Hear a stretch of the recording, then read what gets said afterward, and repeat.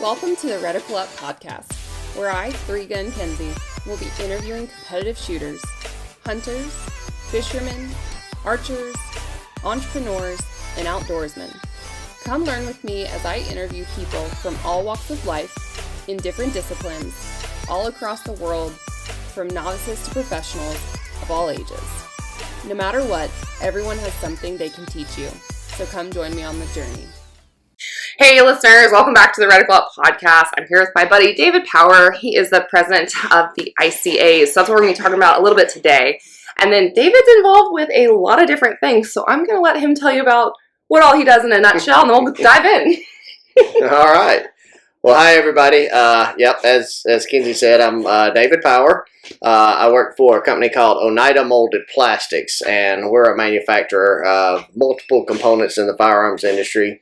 Maybe where most people don't know me from, unless you're in that know, I guess is the right thing. From as a OEM, original equipment manufacturer, but I work in the industry at a lot of different places. I do things like the Industry Choice Awards, which is what I think we're going to talk about a lot of today. So the Industry Choice Awards, I work with 2A Heritage Junior Camp. I work with Generation 3, 3-Gun. I work with the Kids and Clays organization as a board member for that, as well as which is benefiting the Ronald McDonald House. And then I'm also the match director for the DC project. I'm a match director for a couple of other, events and things like that. So a lot of fun. Yeah. And a husband and a dad. I have 4 children in college, so I'm exhausted. It's a lot. It's a lot. But I think the fun one, and one of the things we're trying to get more of the word out about is the Industry Choice Awards. Mm-hmm. So what do you know about the Industry Choice Awards? I've been involved 2 years now, which has been really cool. So they're bringing people from the industry, not necessarily, our world is probably more competitive shooters, but everyone from different backgrounds, right? Law enforcement, military, people that are firearms instructors. We need different perspectives from different people on the new products that are coming out, why we like them, what we like about them. These manufacturers that are actually sending us product, they're listening to our feedback. Yeah. And that's so rare to find in a lot of companies, I'll be honest. So this is really valuable for them, and we've seen it. We've seen them come in with one gun. The next year, they took our feedback and made something different. Yep. That's my perspective on it. I don't know if that's right or not. That's pretty close, So the history behind it was several years ago. I think we're in our 7th or 8th year now of the Industry Choice Awards. And it's really industry choice evaluations and then awards, right? So basically what we found out from the industry as a OEM manufacturer, we get to see that a lot of times engineers and the marketing people are kind of get in their own world sometimes, and they don't get to see what we do with product, right? And so what I tried to do, just came up with a concept on a ride back from one of the old Industry Masters events, and I was with a couple of guys from Rock Castle Shooting Center, Nick and Nate Noble, and their dad Jim Noble, and we were talking about some of the things that was missing in the industry, and I said, one of the things I would do with that, I would add, would be the engineers and the marketing people and the companies really need feedback from the actual users of the product.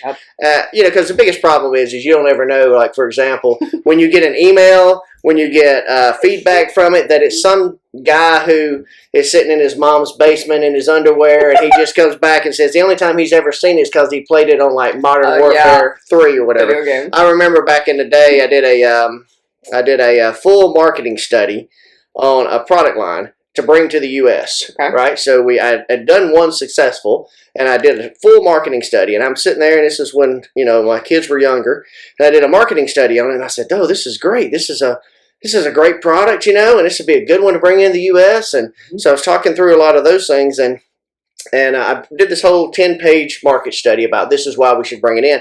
But I kept seeing things on like their blogs and all this, and it kept saying MW3, blah, blah, blah. The magazine's too hard to load because it's this, and it's MW3, and all these things. And I'm like, so I wrote this whole marketing report, and I'm sitting there talking to my son about it one day, and he's asking, Dad, what are you doing? And I told him what I was doing, and I told him what the product was.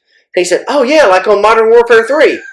And so I realized I just did a 10-page marketing report with all these people who acted like they had actually shot this gun, and they had never shot it before. Geez. They just know it from a video game. Of course. So I wondered how that went with the rest of the market, right? So that was one of the ideas we came up with, and I'm like, for them to hear. So what we try to do is we try to bring in 20 to 30 people from all over the industry. We bring in gunsmiths, competitive shooters. We bring in law enforcement people. We bring correctional officers. We bring in retail store owners, distributors, people like that, because their opinion really is what the customer is. Yeah, and different age brackets too. Absolutely. I think is important, because I'm new-ish, but different perspective of how much I know versus someone that has 30 years of experience is completely different. Sure. Yeah. And really the goal is very simple, is how do manufacturers, mainly domestic manufacturers, it can be international manufacturers too, how do we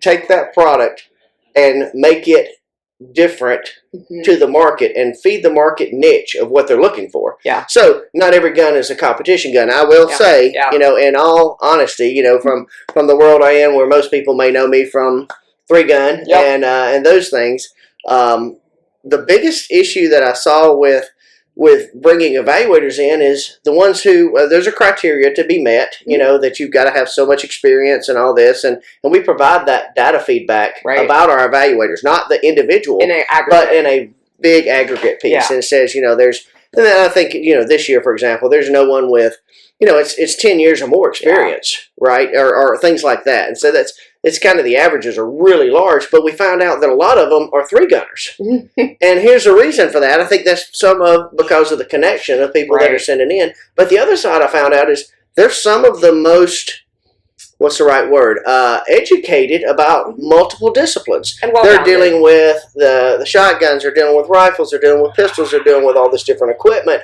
They conceal carry, they're hunters, they do all these different things. And so, and I wouldn't say that they're very non-niche oriented, right? They're very broad in their spectrum. So we do have a heavier, I think this year it's about 45% of our evaluators. I hate to use the word identify, but put their perspective in as competition shooter, right? So we try to take that feedback. The cool part about it is this doesn't go to the media. Right? So this is not something that you're going to see magazine articles about. You're not going to see, how things did, and you're not going to get the bad mouthing, and stuff like that that you would, and you're not going to get the hate mail from some kid in his mom's basement, that sends you an email. You know that this is actually a group that has experience, right? And that feedback, that data goes to one place and one place only, and that's back to the manufacturer who submitted the product. Cool. And they can't identify who the evaluators are. They just know that there were 25, 30 people, that this is what their comments said. This is how they ranked the product. So it's really a kind of a cool thing. And then they'll take that. I've seen it just, from behind the scenes, being a little bit behind the curtain, where I've sat in, discussions of new product launches, and they're saying, hey, this project, this is what people said about it. And they're actually sitting there reading evaluation comments, and I'm sitting in the corner kind of going, I know, but because I get to see the data. I'm the only other one, right? Besides besides that. So this information is pretty valuable. I mean, and we're in that world today that, how do you capture a market? It's all about having data. It's all about having information about, if the customer says, I would, this grip is too big for for my hand, and they get that 20 times out of 25 evaluators, they consider that.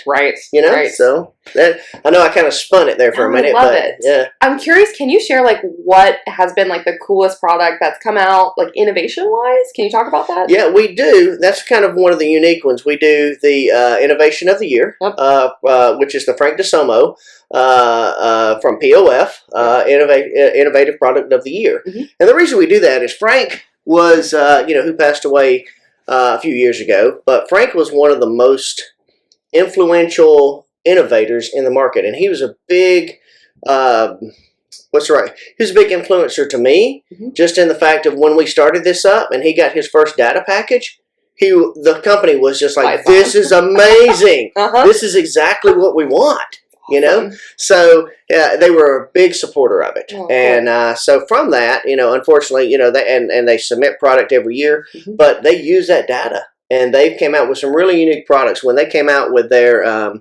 I forget the name of it, but they came out with their 308, their version on an AR-15 platform type thing. Really an amazing, gun. I think it was the Revolution. It was just an amazing engineering feat that was accomplished, right? And that was, it won a Rifle of the Year one year.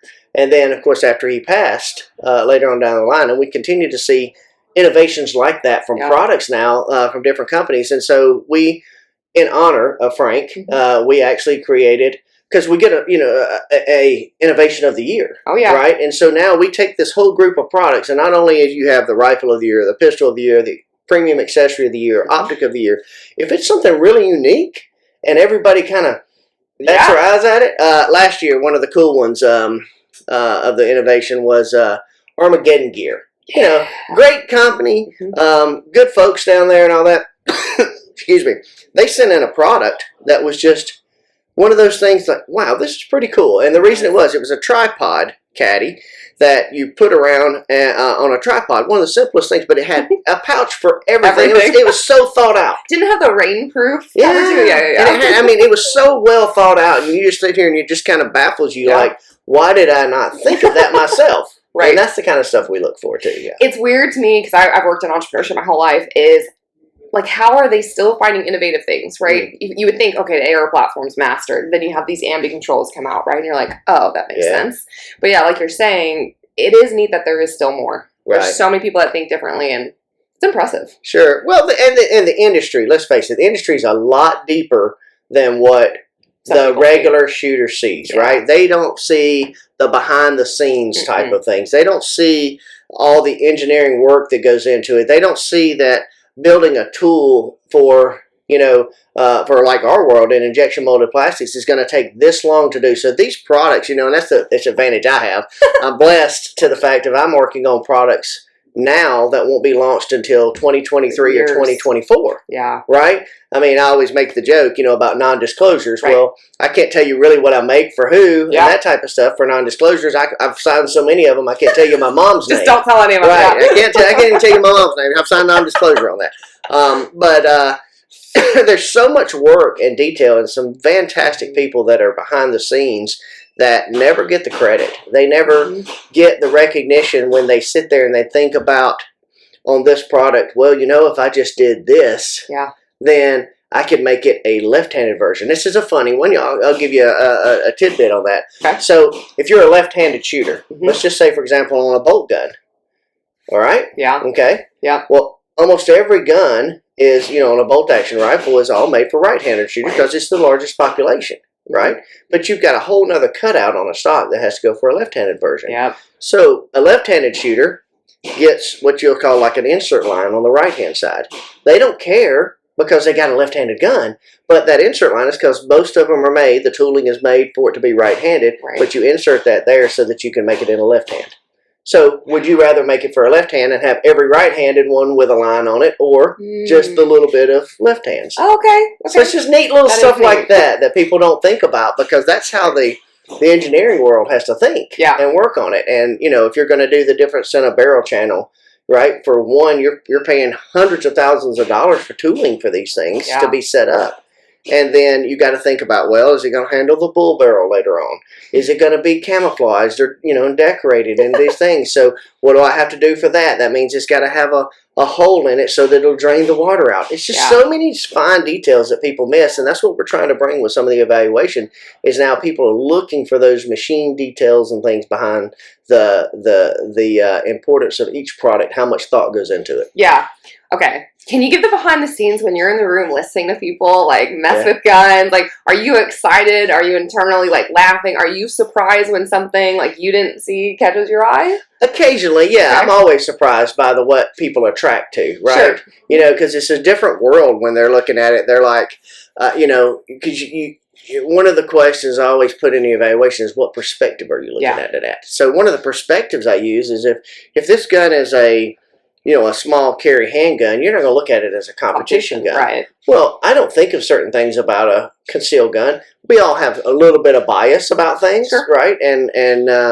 But you try to look at it from a standpoint of, would I carry this? Yeah. Why would I carry it? And then, one of the funny ones we saw this year was, on a holster, a concealed carry holster and a firearm, and one of our evaluators does a cartwheel to see whether it will fall out during that point. Technically two, but one was complete. Two, yeah, one was a complete one. The other one was just kind of, was horrible. Pathetic.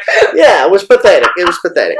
But it was kind of fun because I would never think of picking this thing up and doing a cartwheel with it to see if the gun fell out. Yeah. But it was interesting, right? Yeah. And, it's from a different perspective of something I wouldn't have thought. Right. And clothing you would never wear. Yeah, and clothing, you don't want to see me in a pair of those stretchy black pants. It's not a pretty they thing. Make your butt look Not me. But, wow. I had to throw it on these podcasts. They're very fun. I love it. I'm good with that. Oh, wow. But yeah, I mean, it's just little things like that. And then the some of the details that people go through, right? Mm-hmm. You don't expect them to gravitate to certain things. And you're like, I mean, there's a couple of products on here, and I mean, people gravitated to, and I'm like, that's impressive. Oh, yeah. And then there's other things like I'll be, now that the evaluations are over this year, I can't influence any. I don't try never. I don't say a word. He doesn't. He really excellent person. I let them do the work or whatever. But one of the cool ones I watch is I see, the history of the industry. Mm-hmm. Right. I go way back in the industry, and you see how things changed. Right. If you ever read like the story of Glock. Yeah. How Glock came into the U.S. and all the things that happened with that. It was pretty unique of some of the things that they did. Yep. Right. And now I see things like the history of Marlin. Right. I knew Marlin firearms back when they were in Connecticut. The early days and the work that they used to have to do to make a Marlin gun work. Yeah. In those days. I mean, in my day, everybody bought a Marlin 3030 off of the Sears and Roebuck catalog, and that's what you shot your first deer with, type of thing, right? And it was kind of one of those neat things, and you watch how that's progressed, and to see that went to Remington for several years, and the struggles that they had at their time, and whatever happened with it, within that organization, I won't get into, with those things. But then when Ruger buys that company, and in a year's time, they came out with the new a new Marlin gun. I mean, to me, that's an engineering feat when you know how much things go behind the scenes. And, and the craftsmanship and the pride that different companies take in their stuff. And then you see the ones who don't. Right. I mean, that's kind of hard to do. I know. Yeah. There's a fine line, just like in competition. I always say, in competition shooting, there's a fine line between gaming a stage and cheating. That's right. Right? There's a very fine line. Yep. And I see the same thing in the design world of firearms. Right? And when I say that, there's a very fine line between I've got to get this product launched and out to production because I got to start making money to pay back, all these machine tools and things that I've built. And then to the difference of, but I've got to make it right too. Yeah. So you can rush something to market and fail miserably. Oh, yeah. Right? Or you can or you can rush something to market with the right resources and do well with it. Yeah. And you don't even know what it's going to do. I mean, I'm amazed at companies that spend hundreds of thousands of dollars on innovation of product, and they miss some of the simple things. I know. It's disappointing. It is disappointing. Yeah. So behind the products too, how much do you work with like established brands that we've known, like the big names, and then how much do you pick up like the little guys or the newer, the people that we haven't heard of these brands before? Yeah. How do you choose that? It's unique. I feel like in a lot of cases, I'm gonna brag on my company for a second. I've been with them for several years, and I love what I do. It's behind the scenes. It's kind of and everybody wonders what you do, and you can't tell them, but the people who know. That's the cool part, right? It's kind of that man of mystery, secret or whatever. service. Yeah. But the cool part is it's a mix. There's some very established domestic companies, right, that recognize that there's only. I'll use an example. There's like 6,000 plus injection molded plastics companies. There's probably more than that, more like 10,000 in the United States.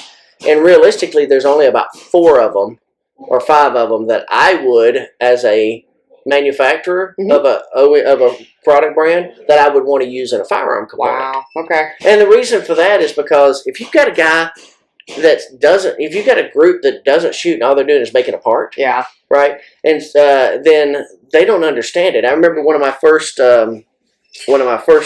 programs that I ever got in injection molded plastics. I lost. I lost it, and it was because when I say I lost it, because I just was so baffled. I'm like, this is ridiculous. Why would you do this? And they built like a comb on the rifle so high. And this was supposed to be a gun that was going to come out to be like it's supposed to be a price point unit for like $250, $300 or something like that. And they made this comb so high that the only thing you could do was use 30 millimeter and high ring scope. Oh gosh. So now all of a sudden your scope is going to cost 3-4 times the gun that you have, and you can't even shoot irons off of it. No. And the product, I lost the program, and I was like, oh, this is my job, is to win these programs. Right. But I lost it, and the product failed miserably. Now I'm not always right. Sure. Right? But this was one of those where you hold your level and you say, there's something weird about this. Yeah. So I do a mix of large companies, obviously, and then we have some up and coming and new companies that are trying to get in it. And unfortunately, sometimes it takes them a while to find me. Oh, yeah. Right? And I say me being the company. Yeah. Because they'll try the local shop. They'll go with people who might be making automotive parts and medical components and the same thing. And we find the same thing with all the steel parts too, right? Because you can go and say, hey, can you make this? And they're like, sure. Anybody can run it on a screw machine or whatever the part may be, or a die cast or a MIM. They can do that, but if they don't make firearms parts, they don't understand why it has to be so perfect in order for it to work, and what's important and what's not important. Sure. So there's some things that are not important. A fit and finish on an inside of something is not as important as what you get at the end of it. Right. A pin that's going to hold your trigger in is a heck of a lot more important than a pin that takes down, a back receiver or something. I've had my trigger pins lock. Yeah. That was fun. Yeah. So it really comes down to the understanding of what we do. Yeah. And the firearms industry is fantastic with that. Yeah. Once you get to a certain level, I feel like, and it sounds egotistical, it's not, but in the firearms side of business, even the small companies, when they find out that they get kind of in the know of who the right companies are, they're on that next level. It's easier. They're moving up to where now they're actually getting the right type of products. Now, we don't fit for everybody either, because we're high production, that type of thing. That's, if you come to a company like ours, you say, man, I think we're going to do like 2,000 of these. And I'm like, a week? A month? Right? Yeah. A day? Yeah, Because I've got probably, like that. And they're like, no, next year. And I'm like, whoa, there's some places that you probably ought to be. And I'm talking about it, type things like that. But then there's ones who are like, I want to do it once and do it right. Yeah.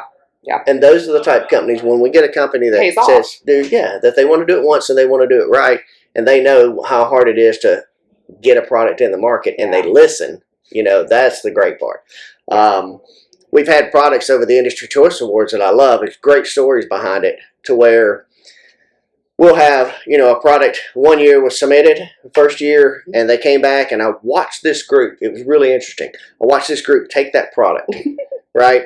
I mean, take the information after the announcements were made, and they had their data, and they went off into a room and had a big discussion. Okay. And then what I understood later is they actually went back to their whole group and had a discussion about the data that we provided for them. Wow. And they said, okay, we understand what what the market's looking for now. They revamped their product, incorporating all of the things that were on there, came back in the next year and actually won the product of the year in that category. We've had ones that, there's product, this year that I know they updated based directly off the data. Yep. That they said, hey, they said that this site was too low, or this was different, or whatever, the type thing. So I hope, and my biggest hope is that we're providing a service to the industry. Yep. And, the cool part of that is it doesn't cost the companies anything. Yeah. This is I've done the research on it before. If you were to try to build a team like what we put together, right, and have that type of data gathering type of system, you're upwards of $10,000 a person to do so, and we do 25 people, right? Yeah. So it's huge. You can Google it and look up any of the stuff and find out how expensive it is to do a marketing team of just 5 people. Wow. We have 25 people that are selected based on their criteria, so they've already met this criterion level, and then that we add to it. We've had evaluators before that fell out. When I say fell out, they came in and they would get about part of the way through the evaluation. They said, this is way over my head. Oh wow! I did not realize how much I don't understand about product. Yeah, and they were just like, I'm not the right person. Right.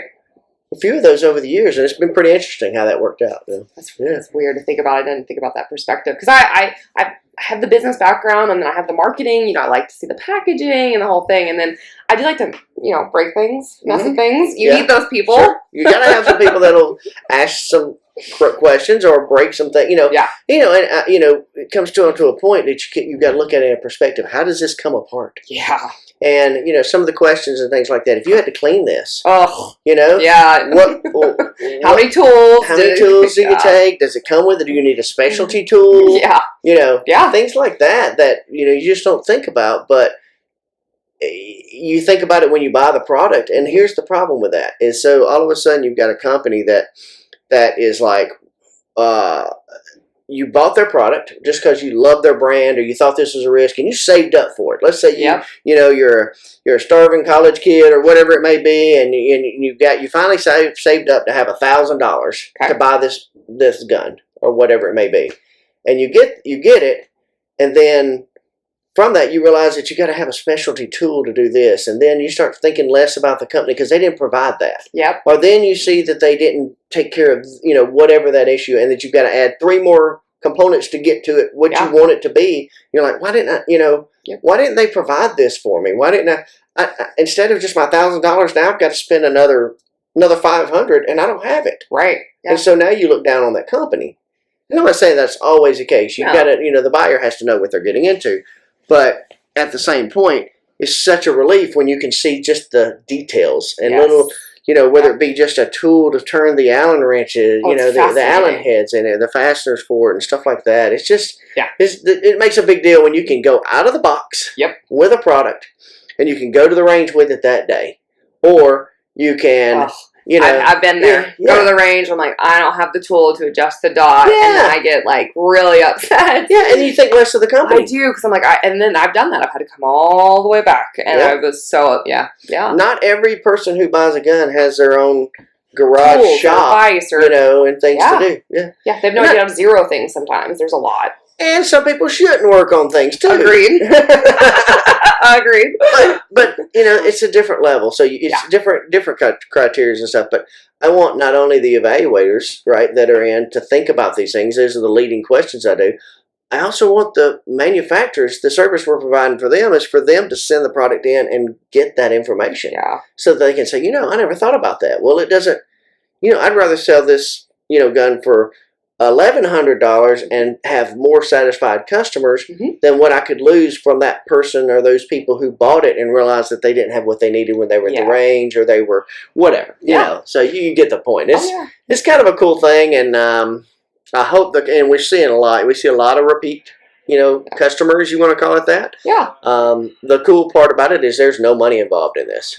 You can't influence it. You won't know who the evaluators are. You can't try to get them, you know, to speak better of it or anything like that. It doesn't cost the companies anything. If they want their product back, we're happy to send it back to them. I do that every year. There's certain companies that say, hey, I need that back. We're like, okay, I've got product out here, you know, today that I'm sending back, you know, for things.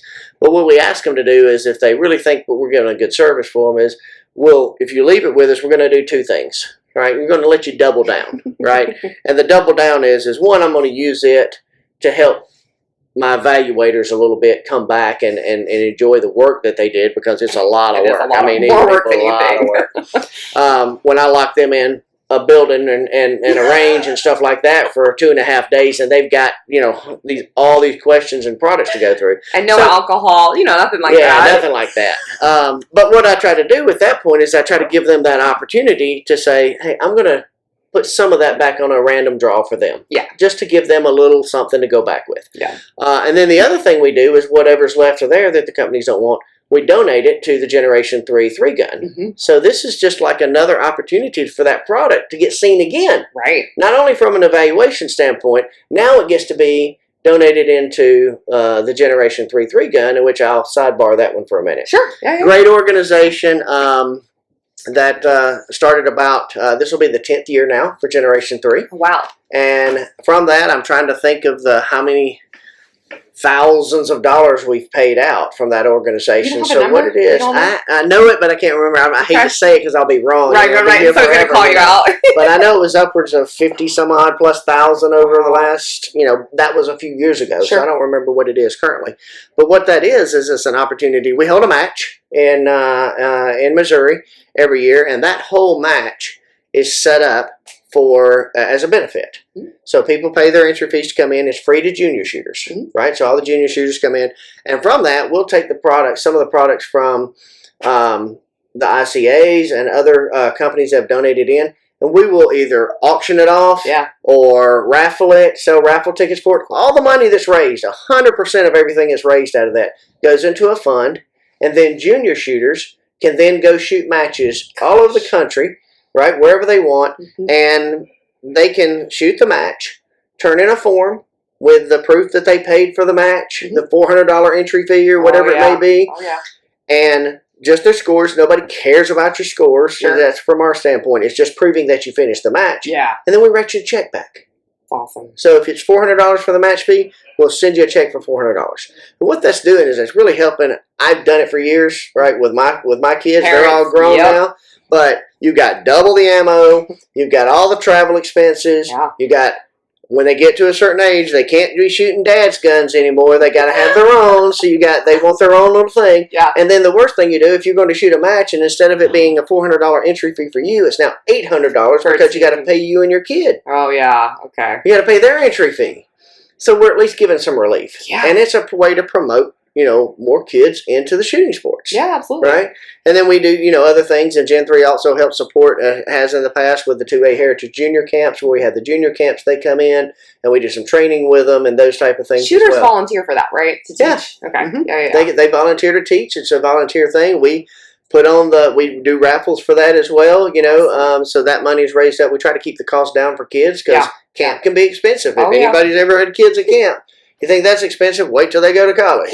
I was a travel volleyball person. Yeah. And it took me 10 years to thank my mom and dad. I'm like, thank you. Yeah. I didn't realize, now I do. Yeah. Yeah, that's awesome. It's a lot of fun. There's a lot of background that goes into what maintains in, the community of the shooting sports, from that aspect. Yeah. And as we see more and more import type products come in and all that, I'm kind of I may be biased to the domestic manufacturing in some cases, but I love to see more of these international companies that are in there, that are in, and they're making great products. Yeah. Well, now it's time to start supporting the conservation efforts. Support the biggest market that they have, which is the United States, with product, with support to the sports and things that we're able to do here in the United States, because that's what's helping them grow too. We're the biggest. I mean, I always said it, with some of the international stuff, America. But, we've got more guns in the state of Texas than they have in all of Europe. Yeah. I mean, if you think about it. So it's they need to be here. Solid. Yeah. Yeah. What's your background? Education? Are you an engineer? I am an engineer. Okay. I am a horrible engineer. Really? I am not a good engineer. People will tell you I might have the degree, but that's not something I've usually done. You spent like $100K on a degree? Yeah, so I'm an industrial engineer. Jesus. But it's I'm a horrible engineer. Back in the day, this is no bearing on it whatsoever, but I was about 17 years in the swimming pool industry. What? And so I worked in that my first part of my career out of it. I went and got my engineering degree thinking that was going to get me out of the swimming pool business. And the first company I went to I got hired on, was one of the largest distributors in the world of swimming pool supplies. So I get through that a little bit, and then I became a business analyst. I got my master's degree, and I became a business analyst, and my specialty is $5 million to $50 million companies. That's kind of what landed me in the firearms industry. Cool. Right. So I was picked up by a recruiter. I was a program manager for the M16 rifle. I built a couple of commercial divisions and companies. And then for the last 13 years now, I've been doing OEM work with the injection molded plastics. So I'm not as old as some of the guys, but I will say, from the early days of, and it's different for matches and things like that. Some people go and they try to shoot, and I love shooting just as much as the next guy, but I go with it in a research mind. Sure. I'm trying to find out what people are using and why. Yeah, I'll never forget one of my first 3-gun matches. I've got like this little notepad that I'm sitting here and I'm like marking down how many Bushmasters and how many DPMS and how many, what guns are being used on there. Yeah, what the scopes were popular. I was back in the old EOTech days and stuff where I'm shooting, and those type of things. I've never owned an EOTech. It's totally evolved. Yeah. And so I'm looking at what pistols they're using and all this, because to me that was just a great opportunity to see people there. And then when you have a match with like 200 people, let's just say, for example, you've got 200 people there, and you recognize that you might finish in that mid-pack 50%, but those are 200 of the best people, that you would want by your side when something happened. Yeah. Not only that, but those people go back home to their home range, and they're a big deal. Oh, yeah. Because they just went to, they might live in Missouri, and they just went to Wisconsin or Texas or wherever and shot matches, and they're like, well, they're a competitive shooter. Yep. And there's such a big level, and I think we sometimes get, what's the right word? We get so in our own bubble that we think, oh, I'm not doing that great. Right, I need to work on this skill and that skill and all those things. But in comparison to the rest of the world, you're in that top 97%. You're 97%. You don't think about that at all. Yeah, I mean, if you want to see it, just go to a local range on a Saturday and watch people, or one of the basement ranges where they're shooting indoors and watch the person over here doing this. You don't make fun of them, right? It's just one of those things they're trying. Yeah. And so I think that's where we sometimes go wrong. We don't realize how good our skills may be.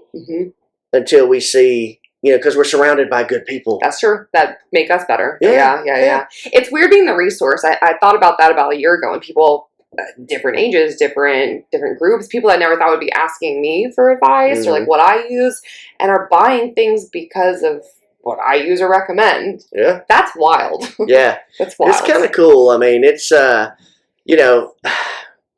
it's different when they're asking you, what would you buy? Oh, it's all you have to do is say you're in the firearms industry, and every aunt, uncle, brothers, cousins, whatever, go, hey, he's in the, what? And the number one question you get is, I want to buy my first handgun. I'm going to get my concealed carry. What would I get? And I'm like, try every gun in the gun store. It depends. Yeah. It's like it's fitting anything else. Yeah. I mean, I hate that question. It's very hard to explain, and yeah, I think from female to female, just in that aspect, I'm like, all right, well, our hands are all different, our grip size are all different. There really is a lot of differences between the genders. So I think that coming to a female instructor or trying, I love ranges that have all the firearms to rent too. Yeah. That's huge. It's always fun. It's huge. Because you think that you love it. Oh, this feels good. Trigger feels good. Sights are great. You shoot it. You're like, nope. Yeah. It's like wearing a pair of pants, right? I mean, I can't go put on somebody else's pair of pants and they fit. Like, I can't wear those black stretchy pants and my butt look good in it, right? You've already brought that back. We don't know that yet. We don't know that, but I'm not going to try it. That's not one of those things. But this is great. It is unique, and that's the thing. And I think we sometimes do a disservice to other shooters when the first thing they look at is they're like, oh, that's pretty this is the pretty gun, right? And they get it, or it's just a little small. This is so small. I want to get it as small as possible.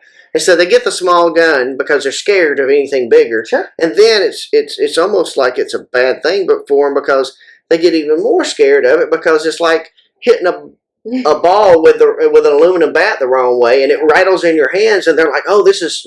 And they don't understand if you went to a mid-size or a larger frame, it might be harder to carry to begin with, but now you're getting used to it. Yeah. Right? And now when your grip and everything gets better, you can then, if you wanted to conceal carry, I I do, at least I have.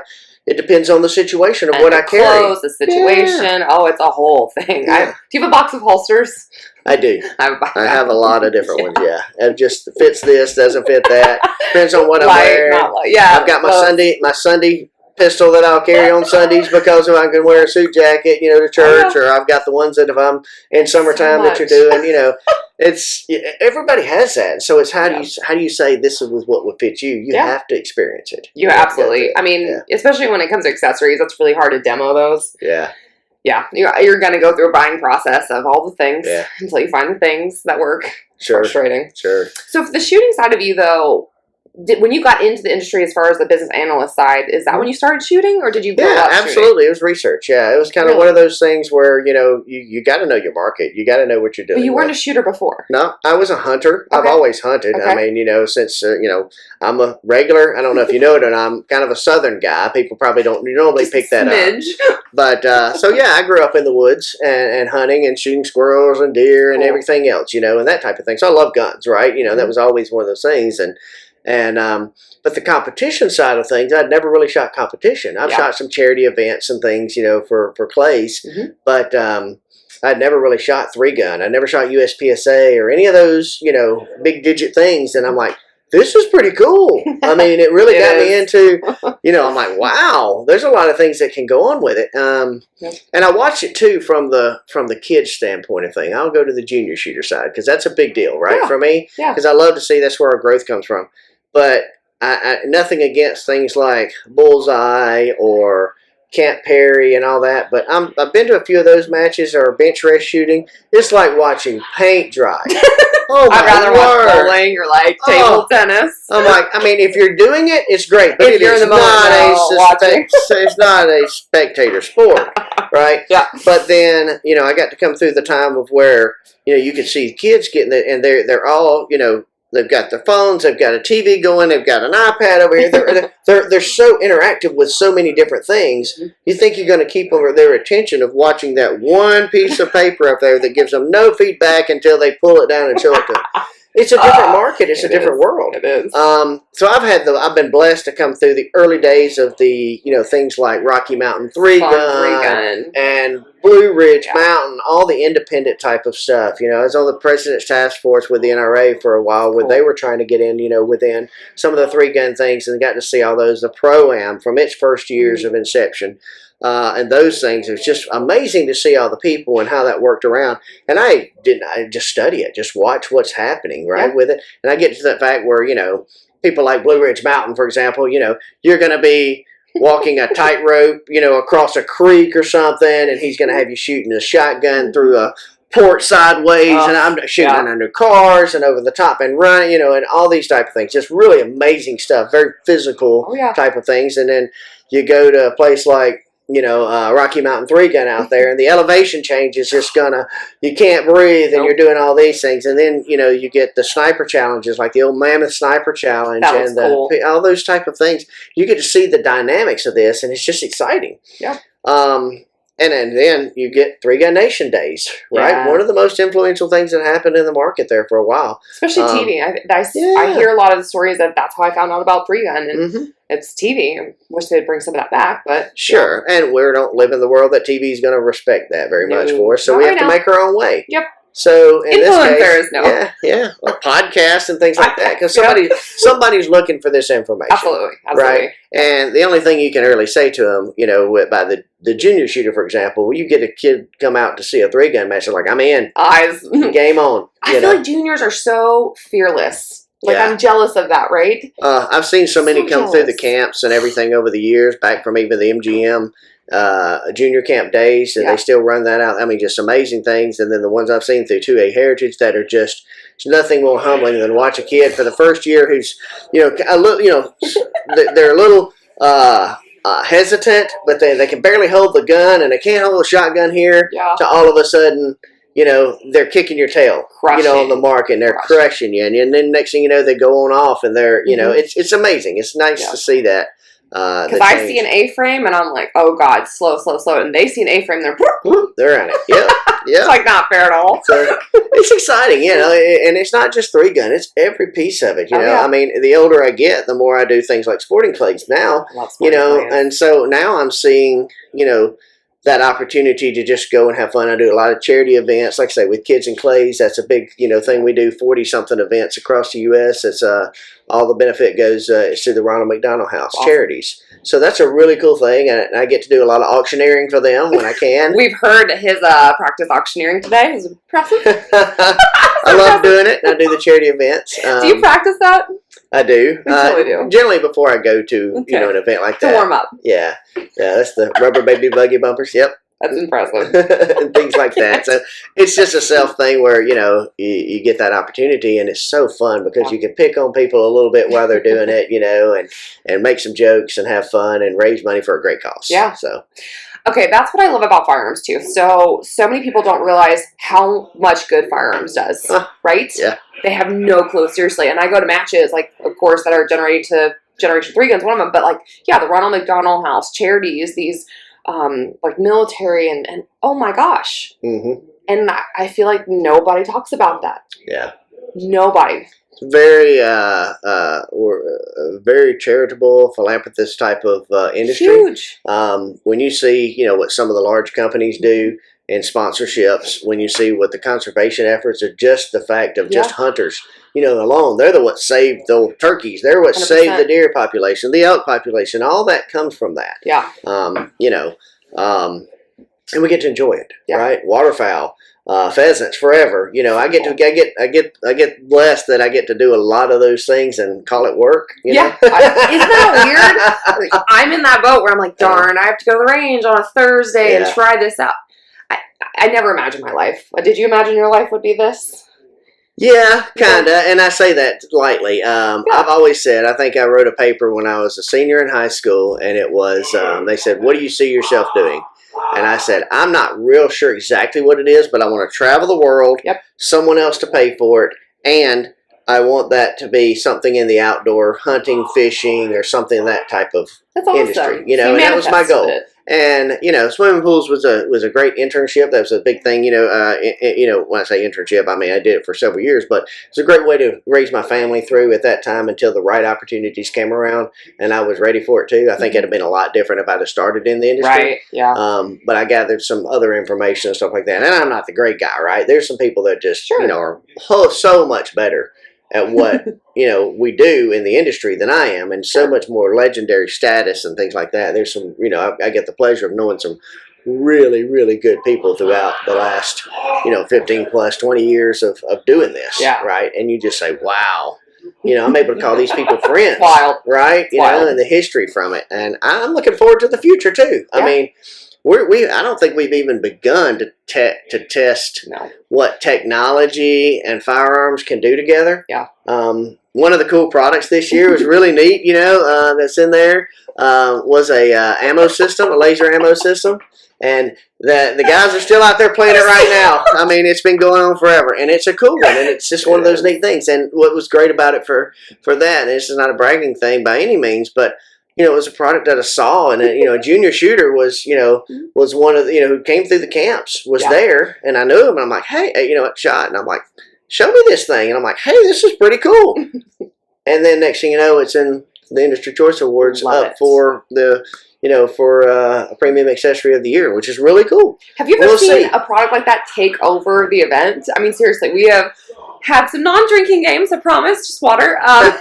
We've had some competitive talking. Yeah. I mean, have you seen, like, that's cool. It's done pretty good. Yeah, I have. Well, I'm trying to think of another one that people just like gravitated. Yeah, there's always something. I don't know what it is. There's always something that everybody gravitates to, and that one this year may be the year for that one. We'll see. I don't know. I mean, until the data comes back, you don't know what they really say. But you get a bunch of knuckleheads from the firearms industry, and they go to something. Oh yeah, and they're going to play at some point. That's just you work hard and you play hard, and we have that here, so it's kind of fun. Absolutely. Yeah.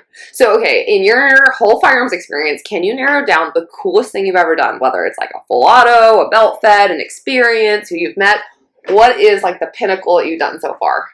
That's a hard one to think about. As far as a product or an event? Doesn't have to be a product. Just like, what was something that happened in the firearms world that you're like, holy cow, that was the coolest thing I've ever done? Yeah. Two things. Okay. All right. I'll have to go to one of them's a more business oriented one. So I got a call a few years in after doing injection molded plastics and things for the industry, and doing well, and really changing some dynamics of the company and all that we do, of really focused on firearms, and that's all we do now is firearms and outdoor products. But at the time, we were kind of a more blended company. Sure. I got a call one day, and it was a guy, and he said, and again, this is not an attribute to me, I don't think. he called me up and he said, "Hey, I want you to make these specific products for me. I've got these things." And he said, "Is that something you could do?" And I go into full sales pitch mode. I mean, yeah, absolutely. Here's my resources. Here's what I have. Here's what we do. And here's how we handle it and all this. And talking about that. And he's like, whoa. He said, "Listen," he said, "you're good. I'm just going to ship these things to you, the tools. Oh, wow. I want you to start doing it." I'm like, we hadn't talked price. We haven't talked, and there's always going to be, well, I know you're going to be fair. And I'm like, okay, I'm sorry. Do we, he's like, yeah, he said, "You don't have no idea who I am, do you?" I said, "No." He said, "Yeah." He said, "Probably don't." And he gave me his name. He said, he said, about 8 years ago, he said, you were with another company, and he was telling about that. And he said, and my son was at an event, Superstition Mountain or whatever, one of these events, and he's there, and he came over and talked to you. He said he was 15 at the time. He came over and talked to you, and you talked to him for a long time. You shot on a squad with him, and you recognized he was just a great, that he was a good kid and all this stuff. And he said, and you contacted us, and he said, you sent us a gun for him to shoot and wear your jersey. And which was a T-shirt at the time. Sure. Before all these fast jerseys and stuff, this is a T-shirt, And he said, anybody that'll do stuff like that, he said, you got the business. And I'm like, that's kind of cool. You know what I mean? Cool. And that's when I talk about the industry. So it wasn't something I did. Yeah. It was something that equal, we do some there. Normal. And he's like, that was my son. That's really cool. And that's just a neat story from that aspect. Heck yeah. That's one of the cool ones. You never ones. know when it comes back around. I'll stop there too, because I've had connections 5 years ago that I'm now working with them with their marketing. I'm like, it's cool. Yeah. It's crazy. It's it's full circle for sure. So that's probably one of the fun ones. Another one I've got was, of course, you may have heard the story already. It's the most famous hand in 3-gun. Have you heard that model? Story? Yes, I'm a hand model from that, and the voice, right?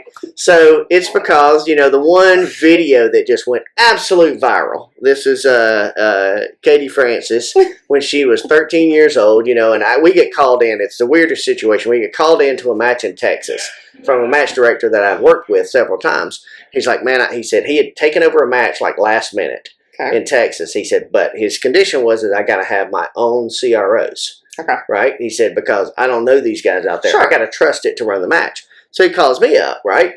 And he said, hey, I need you to come out here. And I'm like, okay. I looked at my calendar. Yeah, I can be there. So I go out there. And then, because I'd done so much full auto work and things like that for the M16 programs and the military contract stuff, he's like, well, we've got this stage. And it's got, it's full auto. It's the start gun. Heck he said, so you're going to run this stage. Wasn't a question. It was just like, you're running this stage, right? So I'm there. And then, Chad and Katie Francis, who I barely knew at that point, right, were just there. And here's this little bitty, blonde, pigtailed, braces wearing 13-year-old girl. Mm-hmm. And she just hoses this stage. Okay. It's just, and the video went viral, and it's all over. I get them every year. Somebody said, hey, have you ever seen this? And I'm like, yeah, it's my hand. and at the end of it, so I'm like, yeah, that's my hand. Yeah, I've seen it. Oh, God. So that's a fun one. I've watched so many of the junior shooters that have gone into the AMU, and things like that. I'll never forget, another Katie Harris back in the day. Didn't know her dad or anything. She's with another. They're at a shotgun match, I believe it was. It was a shotgun match, and one of the guys talking to me, he's like, "Man, she's a really good shooter. She's young, and this kind of stuff." And so the guy sits here and starts talking to me with her, and we're talking about, this is great, about sponsorships and these type of things. Back in that day, that was a big deal, right? It's still a big deal. Yeah. But I'm like, and then I realized that the guy that was sitting there talking, he wasn't her dad. I'm like, whoa, back up. I'm not going to sit here and have this conversation without her dad. Right. Yeah. And formed a friendship over that for life, and there's so many people like that you just, there's guys you can call and ladies that you can call anytime, and they say, hey, I need this, and they're there. Oh, it's crazy. They need you. It's such an amazing community. So I think if I had to put, it's hard to pinpoint just one little thing, because there's so many people that I call just great friends, family. And family. Yeah. So cool. It is neat. Okay, so for you, what's next? What are you working on? Well, under non-disclosure, I can't tell you any of it. Now, there's some really cool stuff coming. I'm excited. for the industry. Yeah. To see how things, I mean, good gracious, 10 years ago, you didn't hear the word PCC. Yeah, right? and I'm And now all of a addicted to it sudden, now. all these, knuckleheads are going, Yep.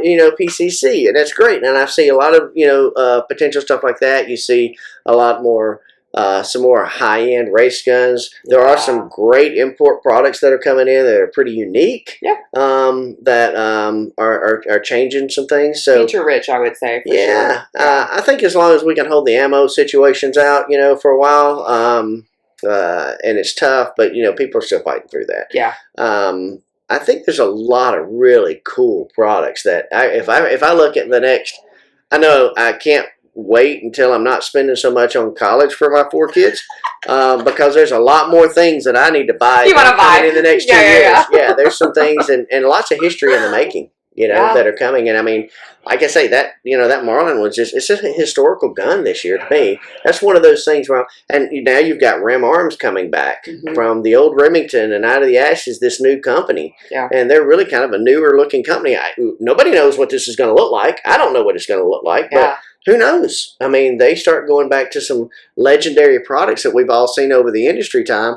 I mean, who doesn't have an 870 shotgun in their safe, or the first one I ever shot, or a 700, or and these type of things. So seeing companies like that almost reinvent themselves to a new thing is kind of cool too. They're legend. You don't want that to go away. That's historical. No, and that's memories. I think when you have that first gun or that well-known gun, like there is a very, very high value. I don't know. I could never get rid of it. It might be a $300, $400 shotgun. You're seeing other ones like that too. You see so many different companies that were, you've got Colt and CZ now together. Who knows where that's going to go? Yeah. I mean, it's going to be an interesting mix to see how that blend happens. An iconic legend of the U.S. and an iconic type of legend from Europe. All combining now.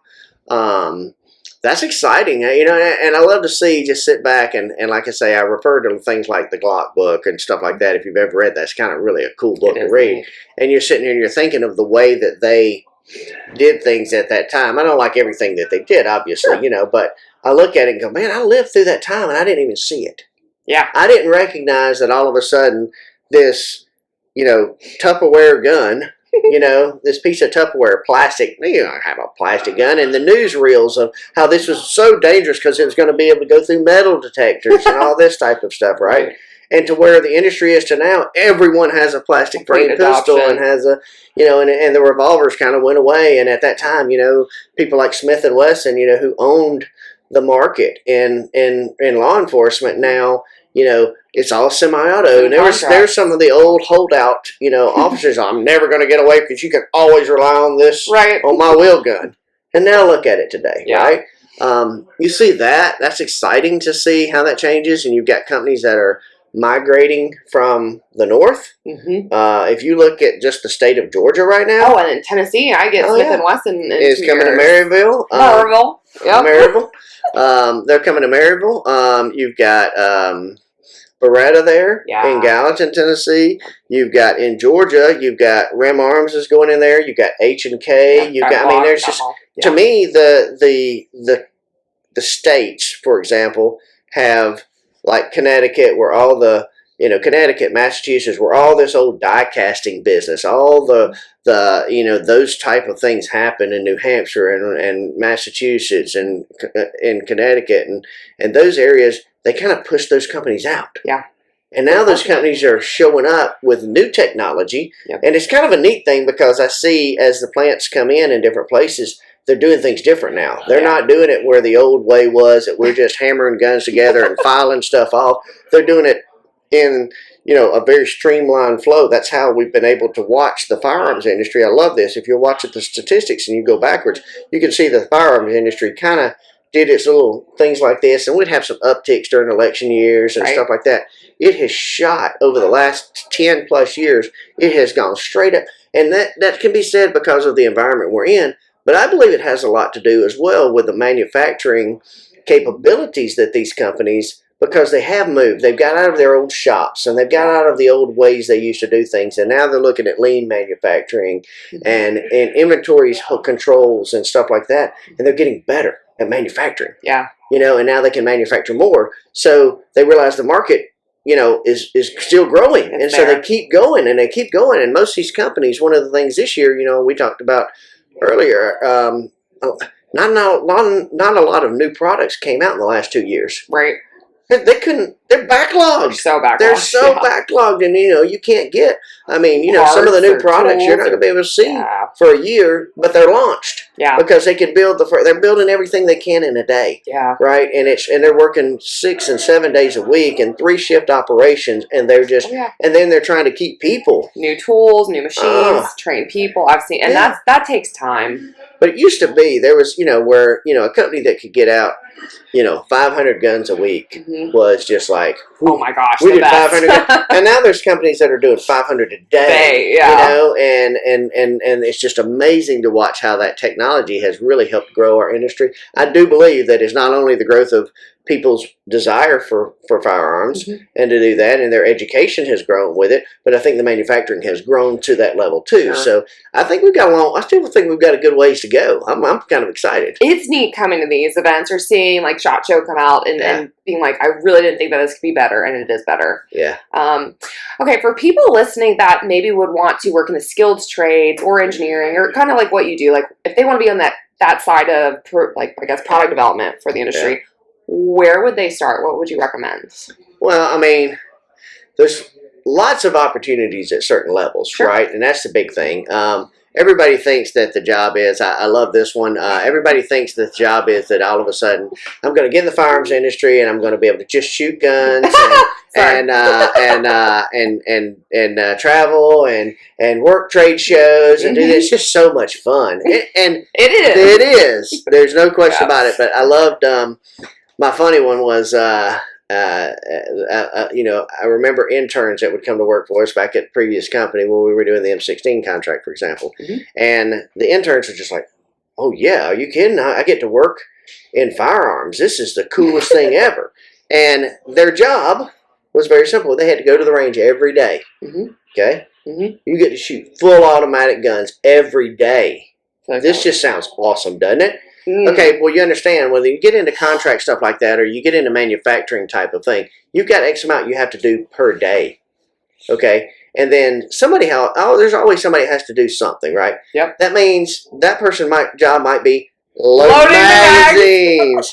The other person, I loved it because it didn't matter what the weather was. It didn't matter how hot it was. It didn't matter how cold it was. It didn't matter how much rain it was. You had to get this done every day. So that's tough when you're doing an outdoor range and stuff like that. And one of the funny ones was one of the young guys at one of our jobs, we bought one of those little mini bikes that you get at like Tractor Supply with the big fat tires on it. It's a little short mini bike. I've seen it on the range. Yeah. So what their job was is bam, bam, bam, bam, bam, bam, bam, 10 rounds go off for an accuracy test. Because you've got a radio on your head and you're like, go. And they ride this little mini bike down there, change the target as quickly as possible. As soon as they pass the line, bam, bam, bam, bam, bam, 10 rounds, and they circled this range all day long, and that's their job. That sounds awful. Isn't it? That sounds awful. But you're in the firearms industry. Yeah. So the answer is you got to pay your dues. Pay your dues and choose. You got to pay your dues, and some of it takes all, right? Yeah. So biggest thing is quality is a big deal, right? It's always a big deal, but quality labs, if you can run a set of micrometers and you can measure and you can do that kind of stuff, you can pretty much find a job in the firearms industry. Okay. There's a big desire for people that will go and get further training to run things like coordinate measuring machines and things like that. Now, it's kind of boring to a degree, but you get to see this new product, right? That's and true. You get to program this machine that's going to take these measurements and stuff, and it's kind of cool. You're so nerdy. To a degree about that, cool, but I mean, it's neat that you can do that. Now that's a stepping stone, right? That's a point, and that's one of the most important parts of a gun, right? Just think about how important it is that those hole dimensions and that this fit goes together and stuff like that. So you're really kind of being you talk about an influencer. Oh, yeah. That person who's measuring and doing it's a big influencer. Yeah. Into some degree. And then you've got other ones that are, just simply, that's a big degree field, that not just degree, but just a move into learning. But when you're good at stuff like that, you could just spread out from there, and yes, there's engineering, obviously, but engineering for the most part is if you intern or stuff like that is you're going to get there and you're going to be building things like bill of materials and all that. You're not going to be actually sitting here behind the SolidWorks designing the new latest, greatest thing. You're going to get the crap work to begin with, right? But that's what you got to do. You got to build up from there. Lots of opportunities, and the fun comes with it too, because really who else gets that opportunity? I know several companies that they every year raffle off to their employees and certain mid-levels and stuff like that they get to go on an African safari hunt, or they get to go on this big pheasant shoot that's all paid for, or fishing trips or SHOT Show and stuff like that. I mean, it's amazing to see how engineering and quality people and sales and marketing, who are always kind of there. But sales and marketing, like, it's another show, type of thing. But they get excited with it too. I still love those shows. Yeah, I'm that person. Yeah. And eventually, I am too. I mean, I always look at a very optimistic world. Absolutely. I get excited. Those are your people that you only see so often. And it's once in a lifetime, sometimes every single time. Yeah. Because, they're very memorable. Yeah. It's exciting. I mean, there's lots of opportunities still. I mean, and I'm excited for the industry, growth. I feel like, you got to keep it fresh too, right? You can't get so down with it that, after you've done it a long time, you're like, oh boy. The burnout, I've heard it so many times, people say, well, there's really nothing new. Like, no. Really? No. I don't know what industry you're in, but and sometimes we do get stale. Sure. But in a lot of cases, this is one to where if you're really looking, you'll find it. Oh gosh, yeah. Yeah. My mind's blown like every day. Yeah. I got this new tool set. It sounds so stupid. People that are on my Instagram laughed at me, but just the button with the flashlight on the end of like the screw bit driver. Yeah. In my mind, and I'm like, this is so cool. And then just like somebody else pointed out something else where the lower pin went into this block thing. Oh my god, it's so dumb. Yeah. But the little things that blew my mind, that stopped me in my place, was like, oh, I can't live without it. Mm-hmm. Can't live without it. Mm-hmm. So that's pretty cool. And there's stuff like that, once you get it, you're like, I've never gone back without it. Yeah. I'd never do without it. I mean, who knows what's next? I mean, flamethrowers and coming out of there. I mean, you name it. I mean, we're sitting out here. I'm out here shooting. We're out. These guys are out there shooting lasers all over the place. Lasers for 4 hours with it, and it's just fun. It is fun. X Products came out with their Pepsi soda launcher can, and I don't even know all the things that you can launch on it. That was really fun. Yeah, it's pretty cool. It's so stupid. Well, lots going on the the military front too, right? With next generation weapon systems and all that. Mm-hmm. There's we've had the standard M4, M16 platform and version, going on 50 plus years. Yeah. Right.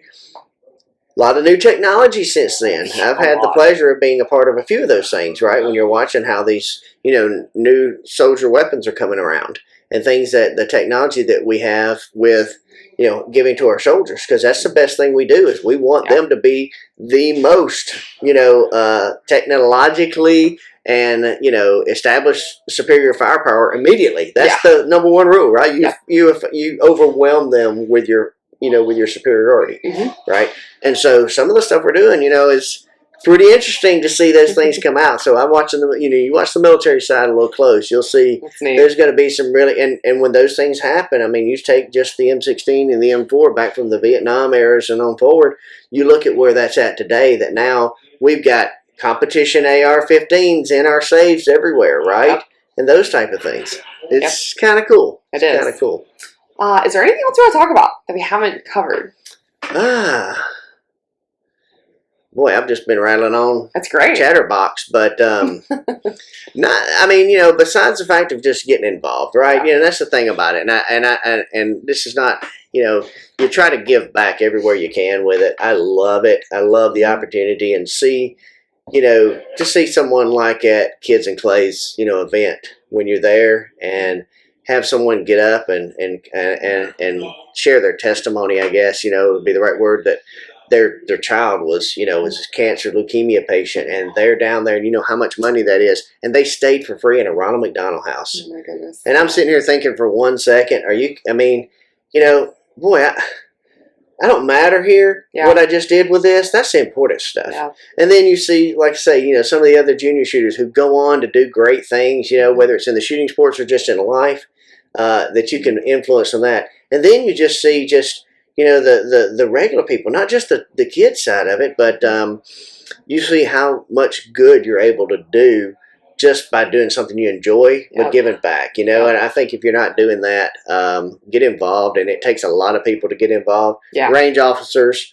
are always hard to come by. Yep. Even if you've never done it before, you can come out there. I mean, We I'm need help. most people. I mean, I'm a horrible range officer. Most people know that. That's where they know me from, right? You know, from those worlds of it. But and then, you know, and then moving on to the behind the scene things of like being a match director, Yep. of running a match and all the details that come behind it. And then, you know, and especially when it comes down and you can tie that in with some sort of worthy charity type of thing. Mm-hmm. But if I had to say one thing that I would say would change this industry more even dramatically, I would say, would be if people started giving the positive feedback into a way, instead of going, this product is horrible, Yeah. I hate this and I hate these people, and you send them nasty emails. When you get a good one, Yeah. let them know Yeah. how much you appreciate it. Yeah. Because I mean, we're the first ones to chastise somebody Yeah, we or are. a product or something broke on it, and you know, It's brutal. it might be you. Yeah. You know, and it's not like, well, it's okay. It is, and I'm gonna go back to the manufacturing side. It's manufacturing, Right. and you know, and you don't get to see behind the scenes that company, you know, had 17 people call out on their second shift that week, and because of whatever reason, and this, COVID or whatever they want to use for it, Yeah. and they couldn't staff that. Not that that product should ever make it out the door, Sure. but at the same point, they're fighting challenges, and the last thing, they're beat down just like anybody else is in the business. And they only hear the They're negative. beat down, and they're tore down, and all this kind of stuff. Yeah. And then you get some person who just comes back and says your product is horrible, and they blast you on social media, and they unfounded sometimes. Sometimes it's founded, Sure. and you can be constructive about it, but Yeah. we will eat our own young if Yeah. a product is failing and someone's having a manufacturing issue with it, Yep. right, for whatever reason. And I'm saying, hey, Everybody's had them. everybody's, but sometimes you got to give a benefit of a doubt, and if they continue to be junk, Sure. I'm with it, right? Yeah. I get it. Yeah. I've had those companies. Yeah. I've had products that I'm like, this is junk.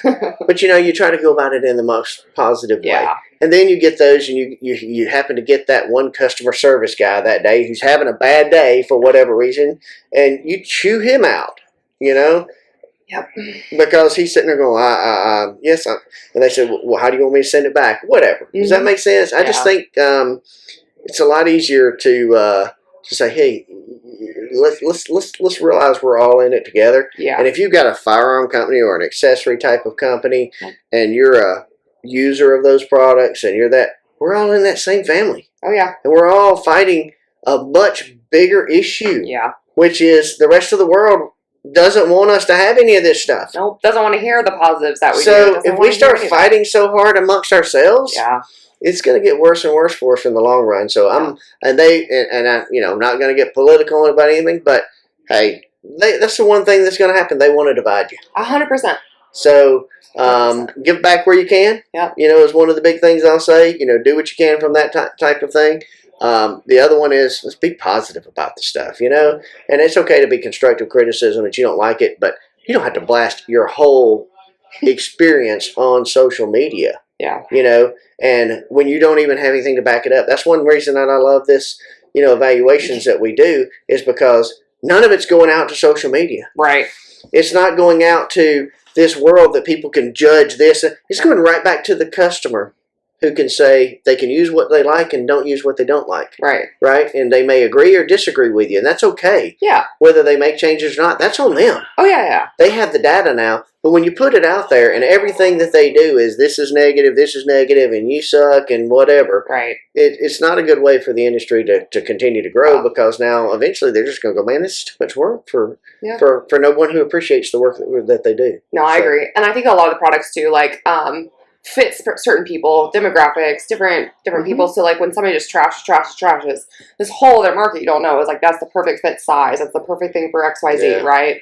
And then like I go back to like, nothing has 100% guarantee in life. Nothing. Zero, right? But it's like the one time they have a malfunction or something happens negatively, and it's one in a million. They will trash on the post, and like, we're like, okay, did you contact the company? Did you try to make it right first? Well, no. Okay, well, Yeah. I know the president. I could call him right now, right? Yeah. It's like, so it's very frustrating to not give them the opportunity to make it right. Mm-hmm. A lot of them want to make it right. They want to know because they are going to go back to their team. They're going to fix that, You're totally right. So it's just really frustrating because I do defend a lot of our people, whether I know them or not. It's like, hang on. Or like, I have seen the people that use it for the wrong purpose and was like, you're in the wrong. Yeah. But what do I know? Yeah. And I would say the same thing goes for matches as well. Yeah. I'm going to bring that out. I mean, I'll go ahead and lay it out there. I mean, when you realize how hard the range officers work, how hard the match directors and the people who set and do all that work for your enjoyment. Yeah. Right? And there's no money in it, right? It's, you talk about, I spent the week before coming here working on that for a future match, for DC. And it's a lot of thought process, and you're doing your best, right, to make a great experience. And you want to build something that people will talk about and enjoy and become, that they can talk about, oh, remember this stage that we did this, where we had this and all that. You want that. And then all it takes is one, issue that comes up, and instead of going, man, I get it. You know what? It may not be, we didn't think about everything. Yeah. Right? You missed something or whatever that may be. And we try our best to not miss stuff. Yeah. But you missed one little, area or something or whatever in a match, and you tried to do something cool, and then everybody figures out how to make it uncool. Right. Because, that's not fair for me because I'm this or whatever. And, I mean, you try your best with it.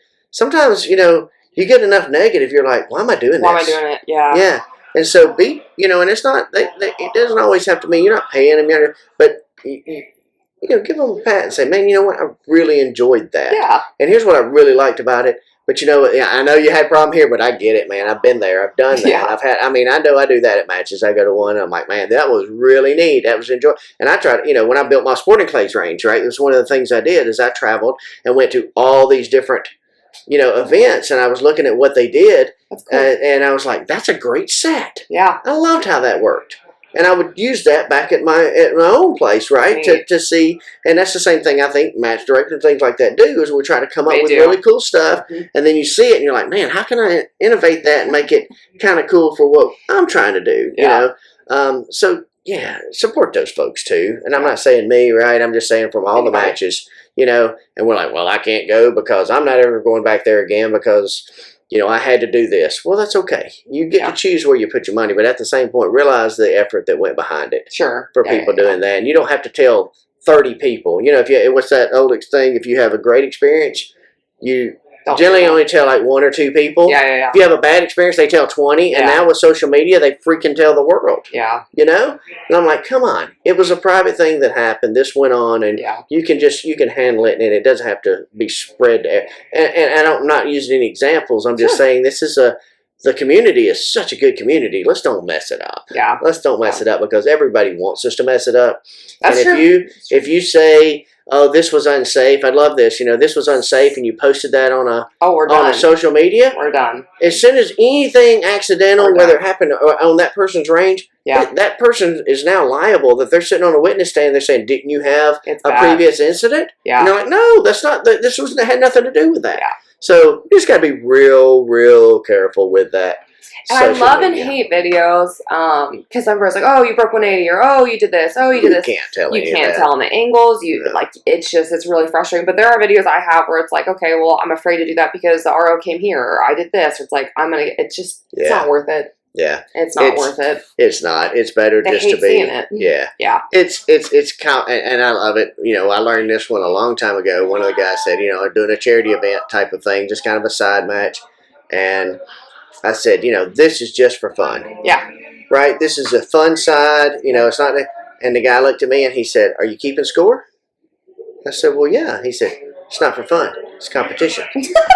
I'm like, you can't even have fun? I mean. And if you're not having fun, bye. Yeah. I mean, and he was right.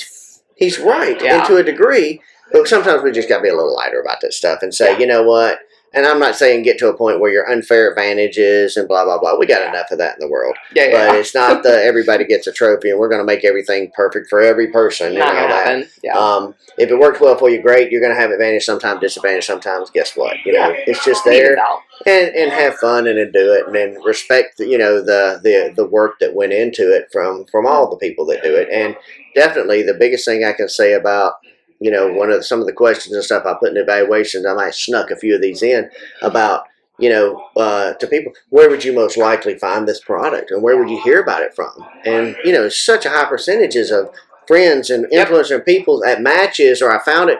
Hey, I outfitted a lot of product over the years of guns and components for me and my kids off of prize table stuff that I was pulling out at the end. That's cool. I mean, if ever there's, I wish that things like, gun oil and hats would become as hard to get as primers, because I'd be rich, because I got plenty of that stuff where I finish on the prize table. I got so much, gun oil from every different version. But now I have one in every bag.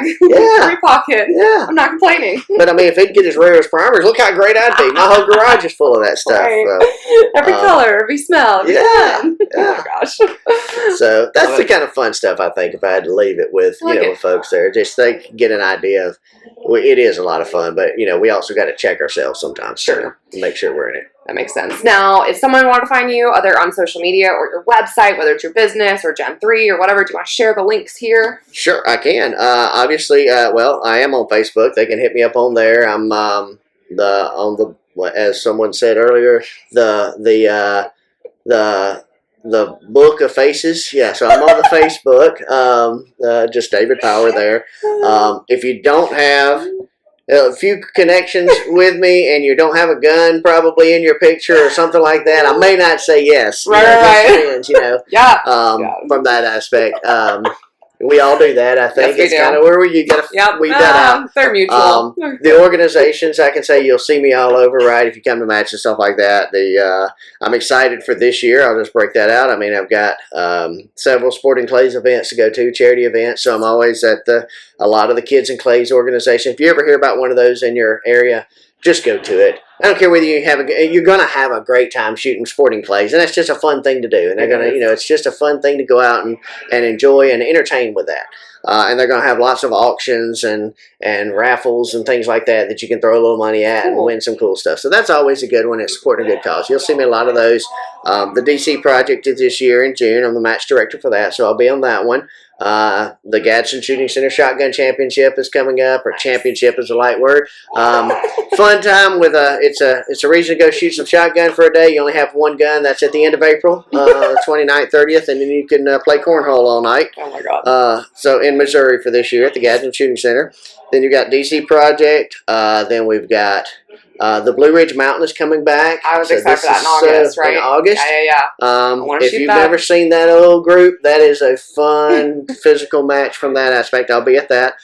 This is the 20th year, so I think that's because he had to skip a couple of years in there with the location changes and stuff like that. So I think this is number 13 or 14 for Andy Horner with Blue Ridge Mountain. Rocky Mountain 3-gun this year is the 20th year. It's a very big one down in Raton, New Mexico. Rocky Mountain. That's Rocky right. Mountain. Didn't that just happen? I missed that. No, it's Superstition Mountain. Yeah. Okay. So, lots of great matches. I mean, you know what? It is cool to stay local and do with the same group, but I suggest people matches have kind different of go flavors. out. There's a big flavor, and so I'm excited to go out with Denise and JJ and that whole group in the West and Raton, and do the 20th year for Rocky Mountain 3-gun. Good gracious, I'm trying to think of others. There's a lot of events this year. Tar Heel comes back. Donnie's Tar doing Heel. that. Donnie's Pro-Am is coming in. Yeah, you're free. Yeah, the Tar Heel series is coming. Donnie's running his Pro-Am this year, which is a great venue to pick back up on. Very nice. Lots of great matches and stuff. And I know I'm missing some, and I apologize to anybody that I'm not plugging for you. Yeah, there's a whole list of them. Look at that. But I'll be at a lot of them because it's work.